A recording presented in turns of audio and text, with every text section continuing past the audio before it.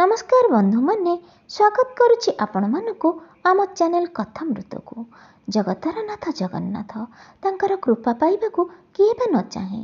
सारा जगत जहाँको पाई व्याकुल सी आम आराध्य देवता श्री जगन्नाथ जे भक्तटीए पाई गजानन वेश धारण करथिले।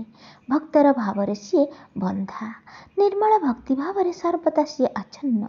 सेइथिपाई तो निज नंदीघोष रथ छाड़ी बाली रथरे विजे करथिले।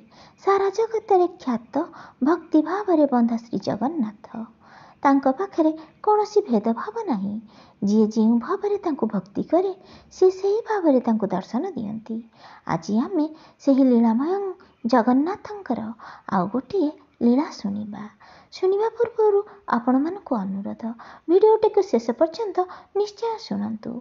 चैनल को सब्सक्राइब करि नथिले सब्सक्राइब करि नियंतु आउ पाखरे थिबा बेल आइकन को प्रेस करि दियंतु जहा द्वारा हमर सब वीडियो रो नोटिफिकेशन आपण मानक पाखरे पहुंची जिवो। आसंतु शुणिबा। ओम नमो भगवते वासुदेवाय। भगवान श्रीकृष्ण अर्जुन को कहिथिले, हे पार्थ, अपराधी नीच कुल संभूत अंतरेज्य अथवा स्त्री वैश्य शूद्र और मूर्ख जे कहीं मोर आश्रय निये से निश्चिंत तार परम गति को प्राप्त हुए। जाति धर्म वर्ण निर्विशेष समस्ते मोर एवं मो निकट को आसीबा अधिकार समस्तंकर अछि। एही तात्विक आलोचना भागवत टुंगीरे शुणी रघु बेहेरा हेला आश्वस्त। रघु बेहेरा को एथि पूर्वरु अह्युतक आशंका ग्रास करी रखिथिला जे निजे नीच जाति धीवर घरे जन्म ग्रहण करी माछ मारी पापी होइथिबा जोगु भगवान प्राप्ति होई परिबो नाही। रघु बेहेरार घर थिला पिपिली ग्रामरे। कुटुंब कहिले ता सहित तार विधवा माँ नवविवाहिता युवा स्त्री। विवाह कला परे से गुरुमंत्र ग्रहण करिछि। जेहेतु कौलिक प्रथा अनुଯାयी श्राद्ध और मांगलिक धर्मानुष्ठान अधिकारी होई परिबो। कर्णमंत्र ही रघु बेहेरार मन विवेक आचरण को नियंत्रण करिछि। सेही दिन ठारू से धर्म आड़को आकृष्ट। मंत्र जप भागवत टुंगीरे पुराण शास्त्र श्रवण नाम कीर्तन विग्रह दर्शन जीवदया भाव परिस्पुष्ट हेबाकू लागिला। क्रमशः माया मोह प्रपंच पंकिल को अनुताप बारी परिष्कार करी भक्ति पुटक देई नूतन रघु बेहेरारे रूपांतरित हैला। से गुणुगुणु होई जोड़हस्त को मथारे लगाई कहूथाए, हे प्रभु जगन्नाथ, मते निज कूଳରେ जन्म देलु काहिंकी? कि अपराध करिथिली? से जहा हेउ मु पापी बोली स्वीकार करुछि। मु शुणिछि तोर नाम नेले कोटि जन्मर पाप दैत्य होई जाए। नाम रूपी स्पर्शमणि रे मते उद्धार करि नियो प्रभु। ए पुण्य नर शरीर रे कुकर्म करी जीवनर अधा समय बिताई देली सिना धिक मो जीवन। प्रभु मते ए माया फासरु मुकुलाई दियो। तुमे तो हरिण को उद्धार करिथिल, अजामिल पिंगला वेश्या को उद्धार करिथिल। हे आरत त्राण, मते मध्य क्षमा देई उद्धार कर। दिन परे दिन देखागला रघु बेहेरा माछ मारिबा को नदी पोखरी को न जाई बाबाजींक परि तिलक करी गुणुगुणु होई पिंडा उपरे बसी रहे। ता खेपी जाल ओ पहल हंती अंधार विश्राम नहीं थांती। पुअर मतिगति देखी माँ पचारे, कि रे पुओ, माछ मारी जीवुनी कि? आमे परा तो अरजन उपरे निर्भर करिअछु। युवा पुओ होई हाथ गोड़े छंदी बसिले कौन चलिबो? मु कौन ए बुढ़ी बयसरे माछ धरी आनी तते पोषिबी? ଏହା कौन सुंदर? पुओ योग्य हेले बापा मार दुख जाए। तू एबे कौन करुछु? तो जोगु समस्ते उपवासरे मरिबे। वास्तविक संतानर सुनाम प्रत्येक पितामातांकर चिर ईप्सित। स्वामींक दायित्वहीनता देखी स्त्री विकल होई कहे, हाथ धरी मते बाहा होई घर को आनिछ। बैरागी होई बसी रहिले मते दांडरे कौन कहिबे? मते जदि मन पाउनथिला तेबे आनिलो काहिंकी? परिवार को जे पोषि पारे नाही सेमानक इज्जत रक्षा करि न पारे तेबे से कि पुरुष? स्त्री चाहे तार स्वामी जने सच्चा पुरुष हेउ, कर्मठ होई दुनिया रे ना करू। घरे जहा सबु थिला सरिलाणी। 2 दिन हेला पानी तोराणी पी रही अछु। तुमको जदि एकथा बाधु नाही तेबे पुरुष पुओ काहिंकी होइथिल? काहिंकी घर संसार करुथिल? आमे कांदिले तुमर कौन भल गति हेबो? षंढ को पघा नाही कि रांडी पुओ को लघा नाही। तुमे इमितिका बोली मु जानी नथिली। ମାତା ଓ ପତ୍ନୀଙ୍କର ଗଞ୍ଜଣା ସହ୍ୟ କରିପାରି ଜୀବନ ରକ୍ଷା ପାଇଁ ଦିନେ ଜାଲ ଧରି ପାଣିରେ ପଶିଲେ। ଦାର୍ଶନିକମାନେ ବେଦ ବେଦାନ୍ତ ଶାସ୍ତ୍ରରୁ ସାରତତ୍ତ୍ୱ ଛାଣିଲା ପରି ଜଳ ଭିତରେ ଧୀବର ରଘୁଆ ମାଛ ଅନ୍ୱେଷଣ କଲା। ପ୍ରାପ୍ତି ହେଲା ବଡ଼ ମାଛ ରୋହି। ରୋହି ମାଛ ଦେଖି ତାର ମନରେ ଭାବାନ୍ତର ଦେଖାଦେଲା। ମନେ ପଡ଼ିଗଲା ଭାଗବତରୁ ଶୁଣିଥିବା କଥା। ଦିନେ ମହାପ୍ରଭୁ ରୋହି ମାଛ ରୂପେ ଅବତୀର୍ଣ୍ଣ ହୋଇଥିଲେ ସଂସାର ଉଦ୍ଧାର ଉଦ୍ଦେଶ୍ୟରେ। ତେବେ ସେ କ'ଣ ଆସିଛନ୍ତି ମୋତେ ଉଦ୍ଧାର କରିବା ନିମନ୍ତେ? ସତେ କେତେ ସେ ସୁନ୍ଦର! ସତୃଷ୍ଣ ନୟନରେ ଚାହିଁ ହସ୍ତରେ ଆଉଁସି ଦେଉଥାଏ। ଆହା, ହାତ ପାଉନାହିଁ ମାରିବା ପାଇଁ। ନ ମାରିଲେ ତେଣେ ମା'ଙ୍କ ଭର୍ତ୍ସନା ଆଉ ପତ୍ନୀର ଚାଉଳ ପାଇଁ ସକଳ ପ୍ରାର୍ଥନା। ଏଣେ ଗୁରୁଙ୍କର ଉପଦେଶ, ଜୀବଦୟା ମନୁଷ୍ୟର କର୍ତ୍ତବ୍ୟ। ଜୀବହତ୍ୟା ନୁହେଁ ତାର କାମ। ସବୁରି ଭିତରେ ଜଗନ୍ନାଥ ବିଦ୍ୟମାନ। କ'ଣ କରିବ କ'ଣ ନ କରିବ କିଛି ଚିନ୍ତା କରିପାରୁ ନଥାଏ। ଧାର ଧାର ହୋଇ ଲୁହ ନିଗିଡ଼ି ଯାଉଥାଏ ଆଖିରୁ। ମନ ବିବେକର ସଂଘର୍ଷ ଭିତରେ ରଘୁ ବେହେରା ସ୍ୱଭାବର ବଶବର୍ତ୍ତୀ ହୋଇ ବିକଳ ହୋଇ ମୀନକୁ କହିଲା, ମୁଁ ନାଚାର, ନିଜ କୂଳରେ ମୋର ଜନ୍ମ। ତୋତେ ମାରିବା ମୋର ବେଉସା। ମୋ ସ୍ତ୍ରୀ ଓ ମା'ଙ୍କୁ ବଞ୍ଚାଇବା ସକାଶେ ତୋତେ ମାରୁଛି। ମୋ ଅପରାଧ କ୍ଷମା କର କହି ଧରିଲା। ହାତରେ ସେ ରୋହି ମାଛର ଗଳା ଚିପିବାକୁ ଗଲାବେଳେ ମୀନ ଡାକ ଛାଡ଼ିଲା, ନାରାୟଣ ରକ୍ଷା କର। ରଘୁ ବେହେରା ସ୍ତବ୍ଧ। ହାତ ତାର ଯେମିତି ନିଶ୍ଚଳ ହୋଇ ରହିଗଲା। ଆଖିକୁ ଦେଖାଗଲା ନାରାୟଣଙ୍କ ମୀନ ଅବତାର। ଉତ୍ଫୁଲ୍ଲିତ ହୋଇ ଭକ୍ତି ଗଦ୍ଗଦ କଣ୍ଠରେ କହିଲା, ନାରାୟଣ ନାରାୟଣ। ଆଉ ସେତିକିବେଳେ ତାର ସ୍ତ୍ରୀ, ମା, ଦୁନିଆର ମାୟାମୋହ, ଧୀବର ବେଉସା କିଛି ମନକୁ ସ୍ପର୍ଶ କରିପାରିଲା ନାହିଁ। ମୀନ କହୁଛି ନାରାୟଣ। ସେହି ନାରାୟଣ ତାର କାମ୍ୟ। ସଂସାରରେ ଦୁଇଟି ପଥ, ଯଥା ପ୍ରେମ ଓ ଶ୍ରେୟ।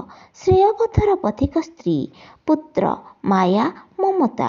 ଜଞ୍ଜାଳମୟ ସଂସାରର ପରିପନ୍ଥୀ। ତେଣୁ ମାୟାକୁ ତୁଟାଇ ରଘୁ ବେହେରା ଅନ୍ୱେଷଣ କରିଚାଲିଲା ନିକାଞ୍ଚନ ସାଧନାର କ୍ଷେତ୍ର। ଯେଉଁଠି ମାୟା, ମମତା, ସ୍ତ୍ରୀର ମୋହିନୀ ମୋହ ତାକୁ ବାଧା ଦେଇପାରିବ ନାହିଁ। ଧୀରେ ଧୀରେ ମାଛକୁ ଧରି ବଣ ଭିତରକୁ ଚାଲିଗଲା। ବଣରେ ନିର୍ଝରଟିଏ ଦେଖି ତାରି ତଟରେ ଛୋଟ ଏକ ଖାଲ କଲା।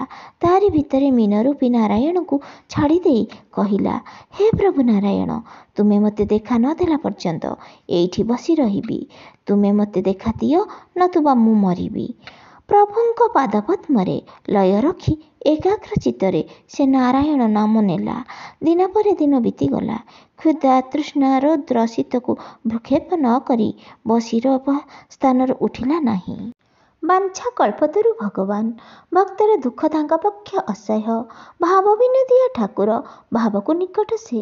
ପ୍ରେମମୟ, କରୁଣାମୟ ଭଗବାନ ଆଉ ଥୟ ଧରି ରହିପାରିଲେ ନାହିଁ। ବିପ୍ରବେଶରେ ରଘୁ ସମ୍ମୁଖରେ ଉଭା ହେଲେ। ଦୁର୍ବାଦଳ ବର୍ଣ୍ଣର ସୁଶ୍ରୀ ଚେହେରାକୁ ପୀତବସ୍ତ୍ର ଖୁବ୍ ସୁନ୍ଦର ଦେଖାଯାଉଥାଏ। ଶୁଭ୍ର ଉପବୀତ ଖୋଲା ତନୁରେ ଲମ୍ବି ଝଟକୁଥାଏ। କାନ୍ଧରେ ହଳଦୀ ରଙ୍ଗର ଗାମୁଛା। ହସ ହସ ମୁଖରେ ପ୍ରଭୁ ପଚାରିଲେ, ତୁମେ କିଏ? ତୁମ ଘର କେଉଁଠି? ବଣ ଭିତରେ ମାଛଟିଏ ଧରି ଏସବୁ କରୁଛ କ'ଣ? ଭଗବାନଙ୍କ ମଧୁର ବଚନ ଶୁଣି ରଘୁ ବେହେରା କହିଲା, ହେ ପ୍ରଭୁ, ଜାତିରେ ମୁଁ କୈବର୍ତ୍ତ। ନାମ ମୋର ରଘୁ ବେହେରା। ଆପଣଙ୍କ ସମ୍ମୁଖରେ ଥିବା ମୀନକୁ ମୁଁ ଯେତେବେଳେ ମାରିବାକୁ ଗଲି, ସେତେବେଳେ ମୀନ ମନୁଷ୍ୟଙ୍କ ପରି ନାରାୟଣ ରକ୍ଷା କର ବୋଲି ଡାକ ଛାଡ଼ିଲା। ଛାର ମୀନ ହୋଇ ନାରାୟଣ ନାମ ନେଇପାରିଛି, ଅଥଚ ମୁଁ ମନୁଷ୍ୟ ଜନ୍ମ ନେଇ ନାରାୟଣକୁ ଦେଖା କରିପାରିବି ନାହିଁ। ଏଣୁ ମୁଁ ନିଶ୍ଚୟ କରିଛି ଯେ ନାରାୟଣ ସାକ୍ଷାତ ବିନା ମୁଁ ଏ କ୍ଷେତ୍ରରୁ ତିଳେ ହେଲେ ଟଳିବି ନାହିଁ। ବ୍ରାହ୍ମଣ ବେଶୀ ନାରାୟଣ କହିଲେ, ହେ ରଘୁ, ତୁମେ କ'ଣ ପାଗଳ ହେଲ? ମୀନ କେବେ ମନୁଷ୍ୟଙ୍କ ପରି କଥା କହିପାରେ? ତୁମେ ଯେଉଁ ସ୍ୱର ଶୁଣିଛ, ତାହା ହୁଏତ ତୁମ ଅବଚେତନ ମନର ଏକ ଭ୍ରମ ହୋଇପାରେ। ଯଦି ମୀନ ମୁଖରୁ ଶୁଣିଥାଅ, ତେବେ ତାହା ଏକ ମାୟା। ଏମିତି ମାୟା ଜାଲରେ ପ୍ରଭୁ ରାମଚନ୍ଦ୍ର ନିଜ ପ୍ରାଣପ୍ରିୟା ସ୍ତ୍ରୀ ସୀତାଙ୍କୁ ହରାଇଥିଲେ। ମିଛଟାରେ ଅନଶନ କରି ନିଜକୁ କଷ୍ଟ ଦିଅ ନାହିଁ। ତେଣେ ତୁମ ସ୍ତ୍ରୀ, ମା ଭୋକରେ ଦରମରା ହେଲେଣି। ତୁମେ ପୁଅ ହୋଇ ମାର ସେବା ନ କରି, ସ୍ୱାମୀ ହୋଇ ସ୍ତ୍ରୀର ଦାୟିତ୍ୱ ନ ନେଇ ପାଗଳ ପ୍ରାୟ ବଣଟାରେ ମିଛଟାରେ ପଡ଼ି ରହିଛ। ମା ଓ ସ୍ତ୍ରୀଙ୍କ ମୃତ୍ୟୁରେ ତୁମକୁ ପାପ ଲାଗିବ। ଏଣୁ ତୁମେ ଚଞ୍ଚଳ ଫେରିଯାଅ, ଘର କଥା ଚିନ୍ତା କର। ତହୁଁ ରଘୁ ବେହେରା କହିଲା, ଗୋସେଇଁ, ମୁଁ ଭାବିଥିଲି ବ୍ରାହ୍ମଣମାନେ ପ୍ରକୃତରେ ଭଗବାନଙ୍କୁ ଚିହ୍ନି ପାରୁଛନ୍ତି, କିନ୍ତୁ ମୋ ଧାରଣା ଭୁଲ। ଆପଣ ମଧ୍ୟ ବିଷୟ ବିଷୟରେ ଘାରି ହୋଇ ଅନ୍ୟକୁ ବିଷାକ୍ତ କରୁଛନ୍ତି। କିଏ କାହାର ସ୍ତ୍ରୀ, କିଏ କାହାର ମା ଓ ପୁତ୍ର। ଦିନେ ତ ରତ୍ନାକର ନିଜର ପ୍ରାଣାଧିକ୍ୟ ସ୍ତ୍ରୀ ଓ ମାଙ୍କ ଠାରୁ ଜାଣିବାକୁ ଚାହିଁଥିଲା। ତାର କରିବା ପାପରୁ କେତେ ଭାଗ କିଏ କେତେ ନେବ। କିନ୍ତୁ ସେମାନେ କିଏ ଉତ୍ତର ଦେଇଥିଲେ? କେହି କାହାର ନୁହେଁ। କେବଳ ସ୍ୱାର୍ଥ ସିଦ୍ଧି ନିମନ୍ତେ ସମସ୍ତେ ସମ୍ପର୍କ ଓ ପ୍ରୀତି ସୃଷ୍ଟି କରିଥାନ୍ତି। ଯିଏ ଯେତେ ଅହଂ ଓ ମମତାର ଭାବରେ ନିମଗ୍ନ, ସେ ସେତେ ବିଦ୍ୟାନନ୍ଦରୁ ବଞ୍ଚିତ। ଏହା ନିଶ୍ଚିତ ଯେ ଆତ୍ମା ପରମାତ୍ମାଙ୍କ ସହିତ ମିଳନ ହେବା ଅବଶ୍ୟମ୍ଭାବୀ।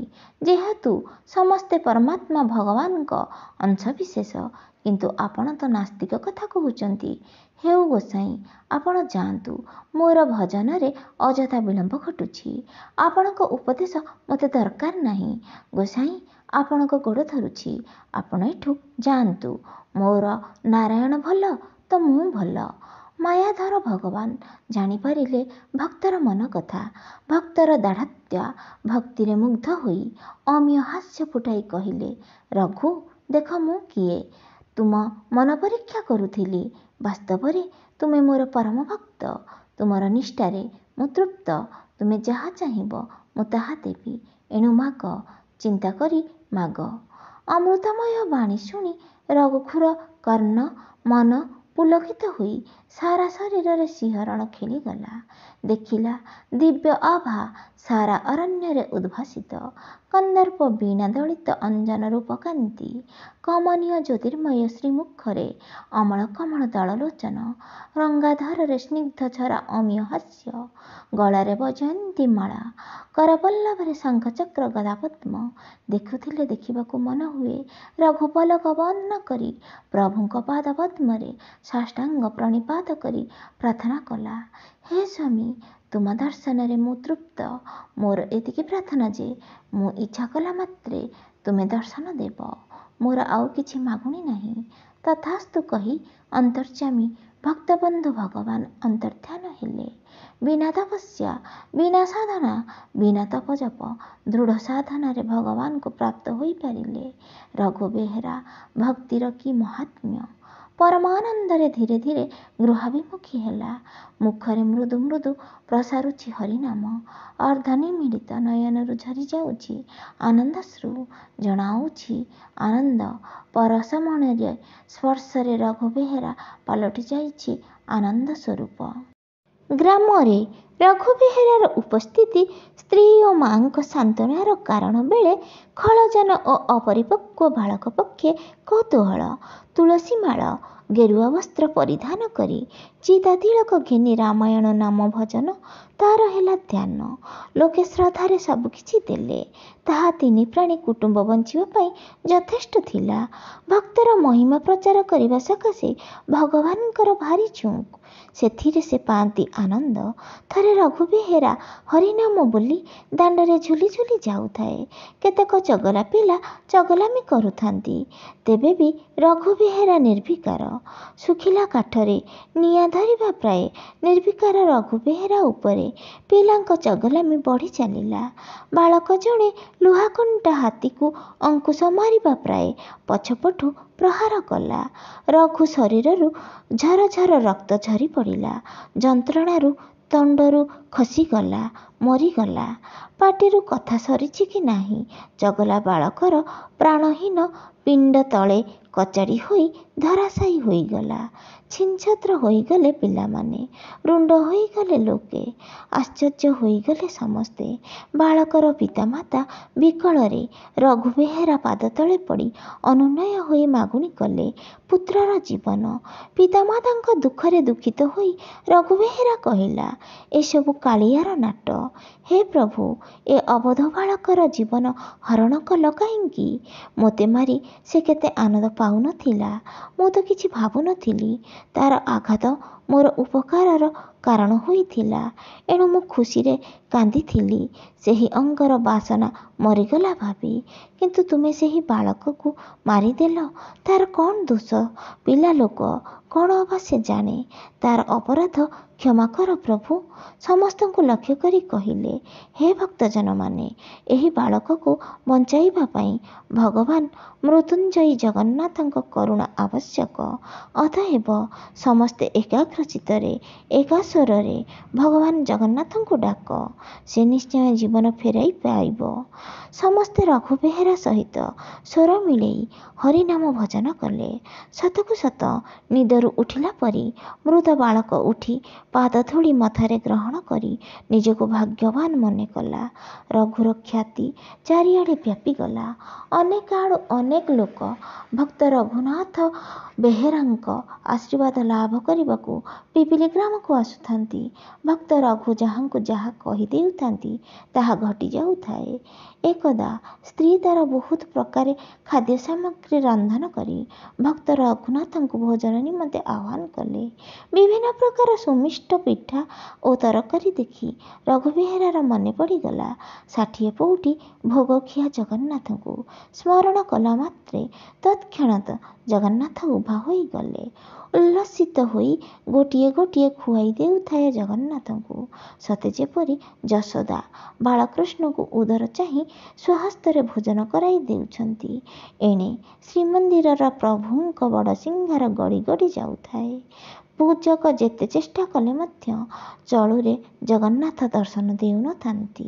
ସମ୍ବାଦ ପାଇଲେ ଭକ୍ତରାଜା ଗଜପତି ମହାରାଜା। ବିଚଳିତ ହୋଇଉଠିଲେ ରାଜା।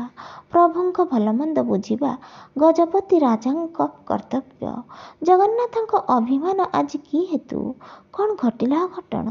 କି ଅପରାଧ କରାଗଲା ଯା ଫଳରେ ଜଗନ୍ନାଥ ଅଖିଆ ଅପିଆ ହୋଇ ରହିଛନ୍ତି? ରାଜକାର୍ଯ୍ୟ ଛାଡ଼ି ଦୈନ୍ୟତା ପ୍ରକାଶ କରି ଉତ୍କଣ୍ଠା ଚିତ୍ତରେ ଗରୁଡ଼ସ୍ତମ୍ଭ ପଛଭାଗରେ କୁଶାସନେ ପଡ଼ିଲେ। ଶପଥ ଜଗନ୍ନାଥଙ୍କ ମଣୋହି ନ ହେବା ପର୍ଯ୍ୟନ୍ତ ଏମିତି ଅଭୁକ୍ତ ହୋଇ ରହିବେ। ତିଳେ ବି ଘୁଞ୍ଚିବେ ନାହିଁ କୁଶାସନରୁ। କିଛି ସମୟ ପରେ କାହାରିକୁ ନ ଶୁଭିଲେ ମଧ୍ୟ ରାଜା ଶୁଣିପାରିଲେ ରତ୍ନବେଦୀ ଉପରୁ ଶ୍ରୀଜଗନ୍ନାଥ କହୁଛନ୍ତି, ହେ ମୋର ଆଦରର ରାଜା ଗଜପତି, ମୁଁ ତୋ ଉପରେ କିମ୍ବା ରାଜ୍ୟ ଉପରେ ଅଭିମାନ କରି ନାହିଁ। ତୁ ତ ମୋର ନିଜର। ମୋର ଭଲମନ୍ଦ ସମ୍ବାଦ ତୋତେ ବେଶୀ ଲାଗିଛି। ଶ୍ରୀମନ୍ଦିର ମଣୋହିରେ ବିଜେ ନ ହେବା ଖବର ତୋତେ କହିବି ନାହିଁ ତ ଆଉ କାହାକୁ କହିବି? ମୋତେ ତୋର ରାଜ୍ୟର ପିପିଲି ଗ୍ରାମର ରଘୁନାଥ ବେହେରା ତା ଘରେ ଭକ୍ତି ଡୋରରେ ବାନ୍ଧି ରଖିଛି। ମୋତେ ସେ ବିଭିନ୍ନ ଅମୃତଠାରୁ ବଳି ଭୋଜନ ଖୁଆଇ ଆପ୍ୟାୟିତ କରୁଛି। ତାକୁ ଛାଡ଼ି କେତେବେଳେ ଶ୍ରୀମନ୍ଦିରକୁ ଆସିବି ତୁ ବ୍ୟସ୍ତ ହୁଅ ନାହିଁ। ଉକ୍ତ ରଘୁର ଭୋଜନ ପର୍ବ ଶେଷ ହେଉ ମୁଁ ନିଶ୍ଚୟ ଶ୍ରୀମନ୍ଦିରକୁ ବିଜେ କରିବି। ତୁ ଜାଣୁ, ଭକ୍ତିରେ ଯିଏ ଯାହା ମୋତେ ଦିଏ ତାହା ମୁଁ ଗ୍ରହଣ କରେ। ଭକ୍ତିହୀନ ଦ୍ରବ୍ୟ ମୋ ପାଇଁ ଅଲୋଡ଼ା। ତୋ ରାଜ୍ୟରେ ରଘୁ ବେହେରା ପରି ଭକ୍ତ ଅଛନ୍ତି, ଏହା ହିଁ ଗୌରବର କଥା। ରାଜା ଚମକିଗଲେ ଭଗବାନଙ୍କ ଇଙ୍ଗିତବାଣୀ ଶୁଣି। ସେହି କ୍ଷଣି କୁଶାସନ ଛାଡ଼ି ଅଶ୍ୱାରୋହଣ କରି ପିପିଲି ଗ୍ରାମାଭିମୁଖେ ଯାତ୍ରା କଲେ। ରାଜା ରଘୁ ବେହେରା ଗୃହଦ୍ୱାରରେ ଥାଇ ଯେତେ ଡାକିଲେ ସୁଦ୍ଧା ରଘୁ ଶୁଣୁ ନଥାଏ। ରଘୁଙ୍କ ସ୍ତ୍ରୀ ଆସି ଖବର ଦେଉଥାନ୍ତି, ସ୍ୱାମୀଙ୍କ ଭୋଜନ ସରିନାହିଁ। ରାଜା ଆଉ ଆୟତ୍ତରେ ରହି ନ ପାରି ରଘୁ ବେହେରା ଗୋଡ଼ ତଳେ ପଡ଼ିଗଲେ। ସେହି ସମୟରେ ଦରଖିଆ ଜଗନ୍ନାଥ ଖଣ୍ଡେ ଦୂର ଘୁଞ୍ଚି ଯାଇ ଘର କୋଣରେ ହାତ ପାତି ରହିଲେ। ଭଗବାନଙ୍କ ଏତାଦୃଶ ଢଙ୍ଗ ଦେଖି ରଘୁ କ'ଣ ହେଲା ବୋଲି ଚାହିଁଲା ବେଳକୁ ଦେଖିଲେ ରାଜାଧିରାଜ ଗଜପତି ନିଜ ଗୃହରେ ଶୋଇ ରହିଛନ୍ତି। ଭକ୍ତ ରଘୁ ବେହେରା ରାଜାଙ୍କୁ ତଳୁ ଉଠାଇ କହିଲେ, ହେ ଠାକୁର ରାଜା, କେଉଁ କାରଣ ଯୋଗୁଁ ଏହି କୁଟୀରକୁ ଆଗମନ କରିଛନ୍ତି? ଆପଣ ଯାଆନ୍ତୁ। ମୋର ଜଗନ୍ନାଥ ଆପଣଙ୍କୁ ଦେଖି ଲୁଚିଛନ୍ତି। ଆପଣ ଏଠୁ ପଳାଇ ଯାଆନ୍ତୁ। ତହୁଁ ରାଜା କାନ୍ଦ କାନ୍ଦ ହୋଇ କହିଲେ, ହେ ଭକ୍ତ ପ୍ରବର ରଘୁନାଥ, ଆମ ପ୍ରତି ଆପଣ ଦୟା ବହି ଶ୍ରୀମନ୍ଦିରକୁ ଚାଲନ୍ତୁ। ସେଠାରେ ରହି ଭଗବାନ ଜଗନ୍ନାଥଙ୍କୁ ଭୋଜନ କରାଉଥିବେ। ଆପଣଙ୍କ ଭକ୍ତିରେ ଜଗନ୍ନାଥ ବନ୍ଧା ଶ୍ରୀମନ୍ଦିର ରତ୍ନସିଂହାସନ ଶୂନ୍ୟ କରି ସେ ସଶରୀରେ ଆପଣଙ୍କ ନିକଟରେ। ତେଣେ ଭୋଗ ହୋଇ ନ ପାରି ଅଗଣିତ ଭକ୍ତ ଶ୍ରୀମନ୍ଦିର ମହାପ୍ରସାଦରୁ ବଞ୍ଚିତ। ଆପଣ ଅବୁଝା ହୁଅନ୍ତୁ ନାହିଁ। ଆପଣଙ୍କ ଗୋଡ଼ ହାତ ଧରୁଛି, ଆପଣ ଶ୍ରୀକ୍ଷେତ୍ରରେ ଆସି ବାସ କରନ୍ତୁ। ଆପଣଙ୍କ ସମସ୍ତ ସୁବିଧା ଜଗନ୍ନାଥଙ୍କ କୃପାରୁ ମୁଁ ଖଞ୍ଜିଦେବି। ନିର୍ବିକାର ରଘୁ ବେହେରା ନିଶ୍ଚଳ ନୟନରେ ଚାହିଁ ରହି ଶୁଣୁଥିଲେ ଗଜପତିଙ୍କ ଗୁହାରି। ଯୋଡ଼ ହସ୍ତ ମଥାରେ ଲଗାଇ କହିଲେ, ଯାହା ଜଗନ୍ନାଥଙ୍କ ଇଚ୍ଛା। ଶଶନମାନେ ବିରାଟ ପଟୁଆରରେ ଗଜପତି ରତ୍ନ ପଲଙ୍କରେ ରଘୁ ବେହେରାର ପରିବାରକୁ ଶ୍ରୀକ୍ଷେତ୍ରକୁ ଘେନିଗଲେ। ବନ୍ଧୁମାନେ, ଯଦି ଆମ ଜଗନ୍ନାଥଙ୍କର ଏହି ଲୀଳାଟି ଆପଣମାନଙ୍କୁ ଭଲ ଲାଗୁଥାଏ ଗୋଟେ ଲାଇକ୍ କରନ୍ତୁ। କମେଣ୍ଟ ବକ୍ସରେ ଜୟ ଜଗନ୍ନାଥ ନିଶ୍ଚୟ ଲେଖନ୍ତୁ। ସମସ୍ତଙ୍କ ପାଖରେ ପହଞ୍ଚାଇବା ପାଇଁ ଭିଡ଼ିଓଟିକୁ ସେୟାର କରନ୍ତୁ। ଆଉ ସବସ୍କ୍ରାଇବ୍ କରିନଥିଲେ ସବସ୍କ୍ରାଇବ୍ କରିନିଅନ୍ତୁ। ରହୁଛି, ନମସ୍କାର, ଜୟ ଜଗନ୍ନାଥ, ରାଧେ ରାଧେ।